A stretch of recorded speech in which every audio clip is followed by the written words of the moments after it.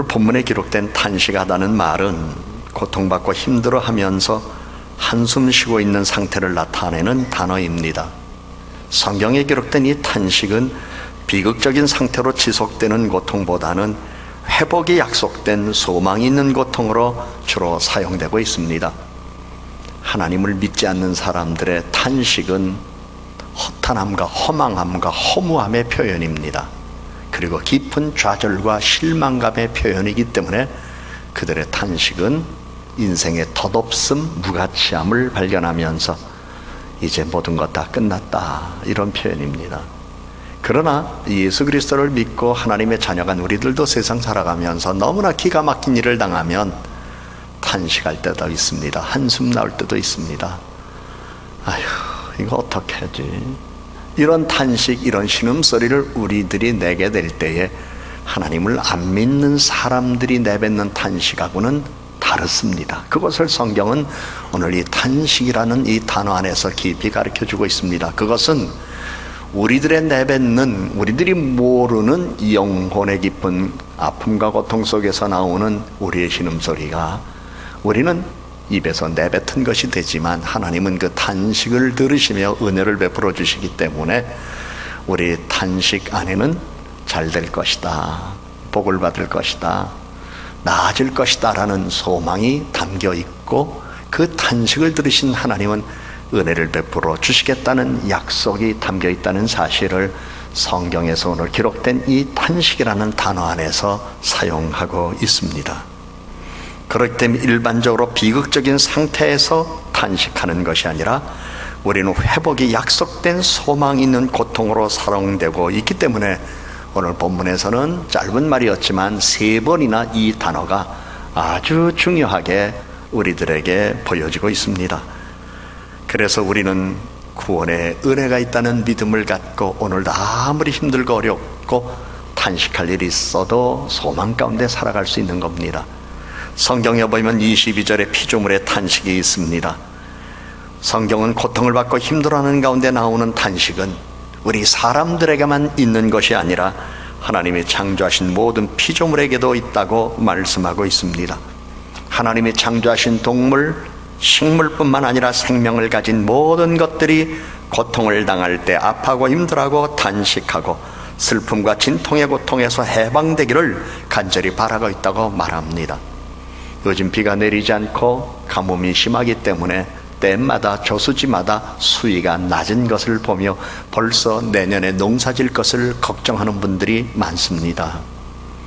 그리고 우리는 피부로 와닿진 않지만 농가에서는 벌써 탄식이 시작됐습니다. 아, 비가 내려야 되는데 만일에 이대로 비가 오지 아니하면 내년 농사 어떻게 될 건가? 바싹 마른 땅에 뭘 심는단 말인가?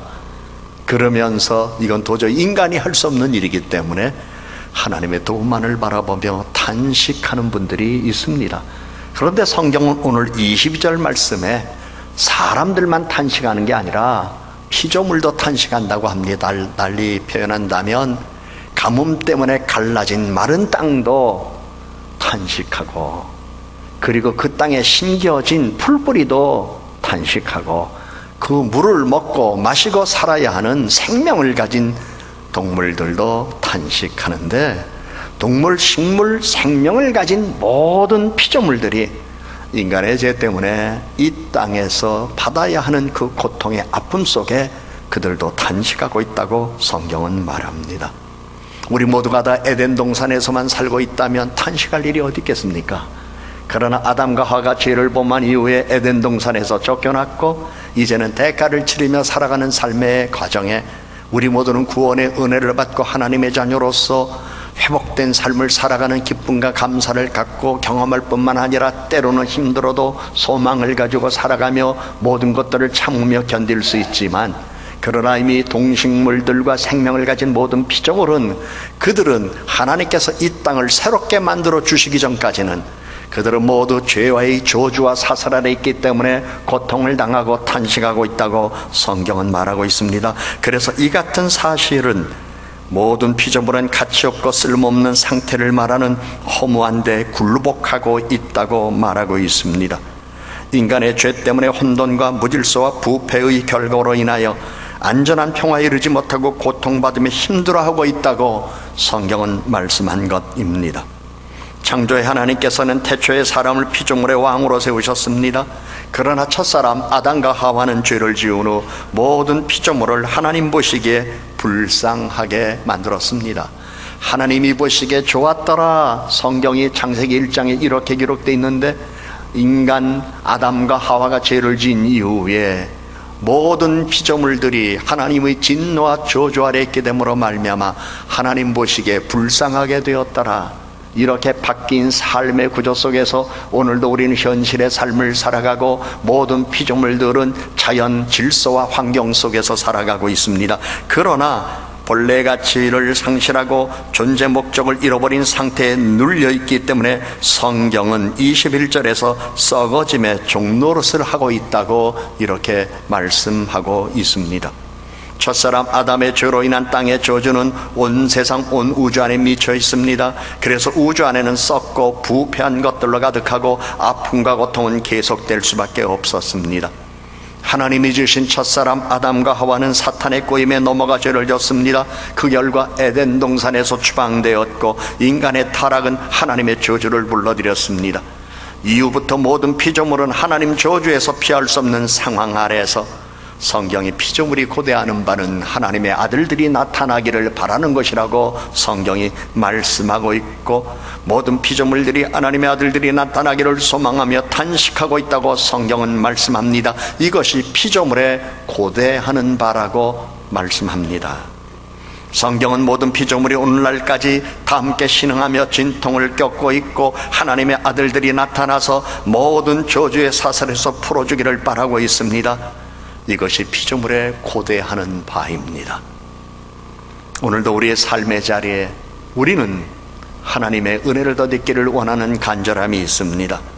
그래서 23절에는 피조물만 탄식하는 것이 아니라 우리 인류에게도 탄식함이 있다는 것을 말씀하며 인류의 탄식을 말씀해 주셨습니다.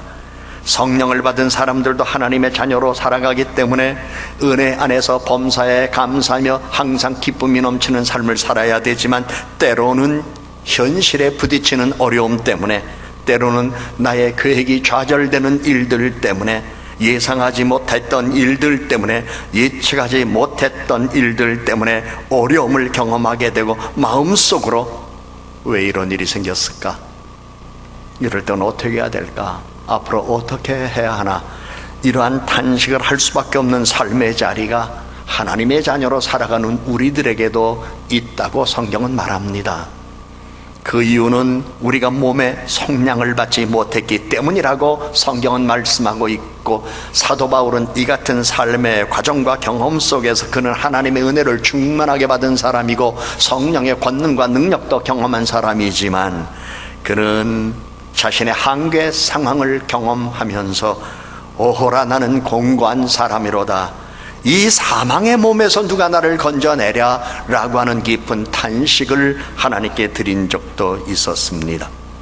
공고한 인생살이에서 우리를 구원하실 분은 오직 주 예수 그리스도, 그리고 그 예수를 죽은 자 가운데서 다시 살리신 전능하신 하나님만이 우리를 공고한 인생살이에서 구원해 줄 수 있습니다. 여러분, 살면서 왜 힘든 일이 없어요? 왜 곤고한 일이 없겠습니까? 성경은 분명 우리들에게 말합니다. 인간의 노력은 언제나 한계적이기 때문에 탄식할 수밖에 없습니다만, 인류의 탄식을 들으시고 구원의 은혜를 베풀어 주시는 하나님이 오늘도 우리와 함께 계신다는 것을 말씀하고 있습니다. 세상은 부딪히며 살아가는 것이 천국이 아닙니다. 그러기에 세상에서 살아가고 있는 어떤 사람이든 어떤 사회이든 인간은 최상의 가치를 부여하고 기대할 수 없습니다. 다만 우리는 보다 더 나은 미래를 만들기 위하여 노력하는 것뿐입니다. 세상은 의지할 대상이 아닙니다. 살아야 할 현실일 뿐입니다. 불완전한 인간은 현계에 갇혀 살기 때문에 세상에서 실망을 경험할 때가 있습니다. 그리고 실망을 경험하면서 탄식할 때가 있습니다. 그러나 그 탄식은 믿지 않는 이들처럼 허망하고 허탄하고 포기하는 뇌 쉬는 한숨이 아니라 우리의 탄식은 우리 하나님이 듣고 있기 때문에 허무하거나 허탄한 심정에서 자포자기하여 나오는 숨소리가 아니라 구원이 약속되어 있는 소망의 탄식이라는 사실을 성경은 오늘 우리들에게 말씀하고 있습니다. 하나님은 세상에서 고통당하며 슬픔 가운데 탄식하는 이들의 신음소리를 들으십니다. 그리고 탄식도 들으십니다. 하나님은 이스라엘 백성들이 애굽에서 종살이할 때 너무너무 힘들어서 탄식하며 내쉬었던 숨소리도 들으시고 그들을 구원해 내주셨습니다. 하나님은 오늘도 희망 없이 살아야 하는 병약자들의 탄식을 들으십니다. 수험생과 취업준비생들의 탄식도 들으십니다. 사업상 애로를 겪는 이들의 탄식도 들으시고 내 계획이 좌절된 것 같은 사람들의 탄식도 들으시고 말할 수 없는 사연을 가슴에 혼자 품고 힘들게 살아가는 이들의 탄식도 하나님은 들으시고 구원의 은혜를 베풀어 주실 것입니다. 구원의 은혜가 있습니다. 우리는 그 안에서 살아가는 사람들입니다. 26절에 보면 그러기 때문에 우리들의 마음에 평안함을 주시는 하나님의 약속이 있습니다. 너의 신음소리도 듣고 있고 너의 탄식의 소리도 듣고 구원의 은혜를 베풀어 주실 것을 하나님이 우리들에게 약속한다는 말씀을 성경으로 우리들에게 주셨습니다. 그런데 26절에서 더 우리에게 큰 소망을 주십니다. 성령의 탄식도 하나님은 들으신다고 말씀해 주셨습니다. 너무 기막히고 너무 힘들면 기도조차 안 나와요. 어떤 경우는 기도하기 싫을 때도 있어요. 여러분은 그런 경험 없으셨나요? 너무나 기가 막혀요. 기도는 해야 돼요. 말문이 안 터져요. 무슨 기도를 어떻게 할지 몰라요. 여러분의 인생에서도 그런 경험이 있으신지는 잘 모르겠습니다만은 저도 과거에 너무나 힘들고 어려운 가운데 하나님 앞에 매달려 기도한다고 하면서 기도에 들어가서 기도하는데 2시간 넘게 제가 한 기도는 기도 말이 없었어요. 하나님 어떻게 하면 좋습니까? 도와주셔야 합니다. 그 말만 아마 100번 이상 반복한 것 같아요. 거기에 무슨 유창한 기도가 있습니까? 거기에 무슨 고상한 단어를 사용했습니까? 지금 당장 죽게 생겼는데, 당장 해결이 안 되면 어려움 당하게 생겼는데, 망신 당하게 생겼는데, 쫓겨나게 생겼는데, 하나님 어떡합니까? 도와주십시오. 그것도 정신 차리고 기도할 때나 그 말이라도 나오지, 너무나 기가 막히면 그 다음에 나오는 단어는 한숨하고 하나님이라는 단어밖에 없어요. 하나님 그거밖에 없어요. 그런데 성경이 우리를 위로해주고 있습니다. 우리들이 말할 수 없는 탄식 가운데 있을 때 우리 안에 거하시는 성령이 우리를 위하여 대신 간구해 주시는데, 하나님이 탄식을 들으시고 성령의 탄식을 들으시고 구원해 주시니 참고 기다려라. 보이는 것은 소망이 아니다. 보이지 않는 것을 믿고 바라는 것이 소망이니 참고 기다려라. 그래서 내가 할 수 있는 기도는 하나님밖에 없었고 나오는 건 한숨과 탄식이었지만, 성령님께서 형편과 사정을 다 하나님 아버지께 아뢰었고 하나님은 그 성령의 탄식을 들으시고 참고 살아오는 가운데 은혜를 내려주시고 보이지 않았던 것들이 확연하게 드러나는 은혜로운 삶을 주시는 경험 속에 살 수 있다는 사실을 성경이 우리들에게 약속해주고 있습니다. 하나님은 피조물의 탄식을 들으십니다. 인간의 탄식도 들으십니다. 성령의 탄식도 들으십니다.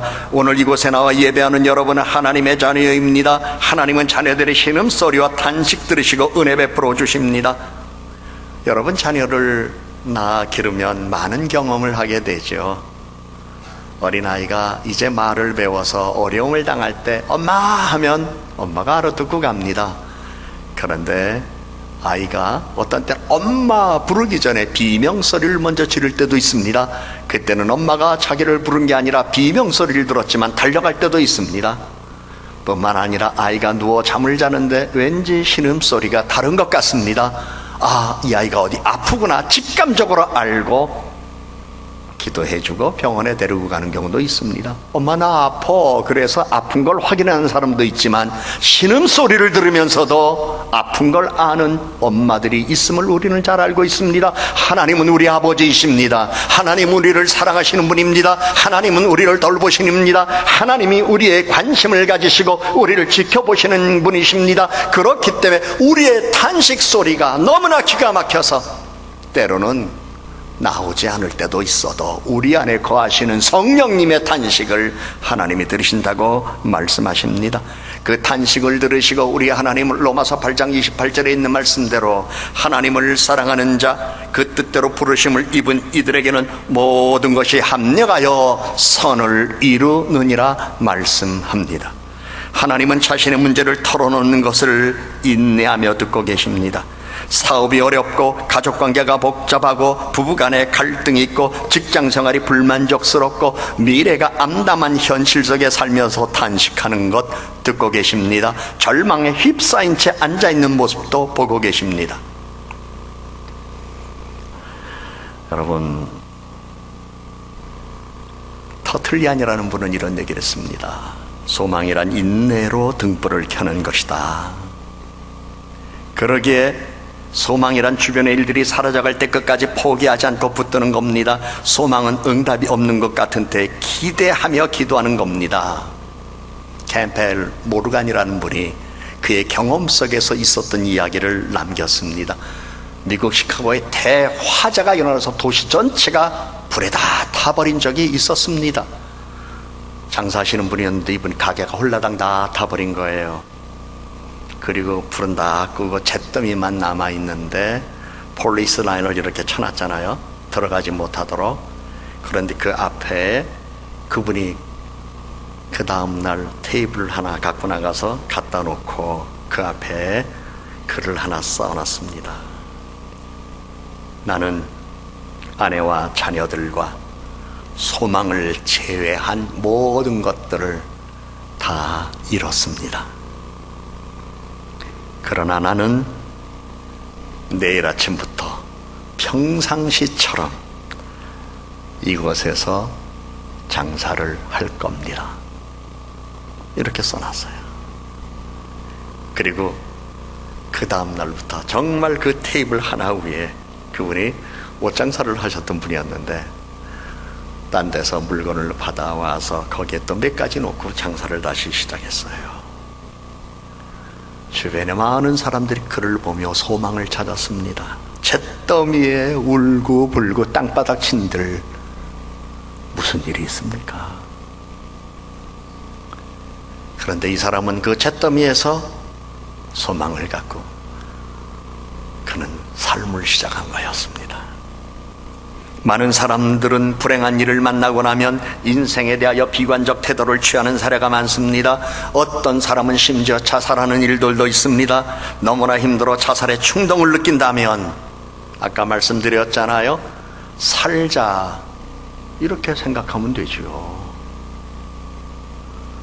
인생의 어려운 순간에 백기를 들고 그만두는 사람들과 자신의 남은 힘으로 다시 세워나가는 사람들 간의 차이는 바로 소망이라는 이 단어에서 찾을 수 있습니다. 인생의 최종 결과를 좌우하는 것은 바로 소망입니다. 소망은 인생이 어두울 때 밝혀줍니다. 낙심이 찾아올 때 우리에게 동기를 불어넣어줍니다. 우리의 육신이 지쳤을 때 새로운 힘을 줍니다. 인생이 씁쓸하게 느껴질 때 달콤하게 만들어줍니다. 모든 음악이 끝나도 노래를 부를 수 있게 합니다. 모든 증거물이 사라져도 끝까지 믿는 믿음을 줍니다. 소망은 말해주는 사람이 없어도 응답을 듣습니다. 도와주는 사람이 없어도 장애물을 넘습니다. 보살펴주는 사람이 없어도 어려움을 견딥니다. 웃는 사람이 없어도 자신감 있는 미소를 띠게 합니다. 인생에 대하여 질문하는 사람이 없어도 답을 얻어냅니다. 소망은 격려하는 사람이 없어도 끝까지 승리를 향하여 매진합니다. 자신의 것을 나누는 사람이 없어도 다른 사람에게 베풀 수 있습니다. 모든 사람이 패배했어도 승리를 가져다 주는 것이 소망입니다. 소망을 잃어버린 사람들이 가야 할 곳 한 군데 있습니다. 화장터입니다. 공동묘지나 화장터 가면 소망을 찾을 기회도 없습니다. 생명을 잃어버릴 것 같은 위기에 일어서는 안 되는 것이 있습니다. 소망입니다. 연약함으로 괴로워하며 슬퍼하고 고통당하며 탄식에 신음소리를 낸다 할지라도 소망 잃지 말아야 합니다. 괴로운 가운데 고통당하며 탄식하는 이들에게 필요한 것은 더 나은 환경이 아니라 더 많은 소망입니다. 저는 제 개인의 삶이지만, 엄마, 어떻게 이 한마디가 내 영혼을 떠나지 않아요.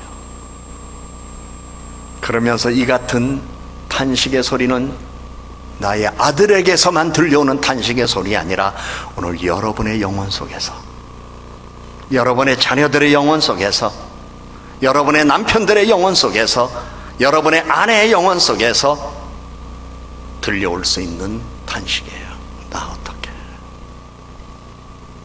나 이제 어떡해? 하나님은 감사하게도 그 탄식을 들으신다고 말씀하셨습니다. 그리고 하나님이 그 탄식을 듣고 계시니 소망을 잃지 말라고 말씀합니다. 그래서 로마서 8장 24절 25절에 있는 말씀에 보면 하나님은 우리들에게 이렇게 말씀하셨습니다. 우리가 소망으로 구원을 얻었음에 보이는 소망이 아니니, 보이는 건 소망이 아니라 보이지 않는 소망을 가져야 될 것을 말씀하시지요. 그래서 보는 것을 누가 바라리요? 저거 다 보이는데 뭐. 소망은 안 보이는 걸 바라볼 수 있어야 된다는 것 말씀해 주십니다. 그러면서 만일 우리가 보지 못하는 것을 바라면 참음으로 기다릴지니라. 그래서 우리는 탄식할 일이 있고 신음소리를 내야 할 때가 있다면 더 좋은 일이 있을 거야. 여기에 믿음이 있는 거예요. 여러분 가운데 혹시 영혼의 절규, 현실에 대한 아픔과 고통으로 인한 괴로움 속에서 나오는 신음, 여러분들 모르게 입에서 나올 때가 있나요? 부끄러워하지 마세요. 하나님이 들으시는 순간이에요. 때로는 주저하고 머뭇거리고 창피하다고 생각해서 입 꾹 다물고 그 신음과 탄식을 속으로 삼킬 분도 계시나요? 그래도 성령께서는 탄식을 하셔요. 우리는 내가 신음소리를 내고 탄식의 소리를 내면 나를 아는 사람이 나를 또 어떻게 생각할까, 이런저런 여러한 생각 때문에 우리는 정말 한숨도 자유롭게 쉬질 못해. 탄식도 마음껏 하지 못해. 그러나 성령이 우리를 위하여 간구해 주시는 것이 있기 때문에 하나님은 우리의 탄식을 들으신다고 말씀해 주셔서 로마서 8장 28절 말씀으로 우리들에게 약속해 주셨습니다. 우리가 알거니와 하나님을 사랑하는 자 곧 그의 뜻대로 부르심을 입은 자들에게는 모든 것이 합력하여 선을 이루느니라. 기도합니다.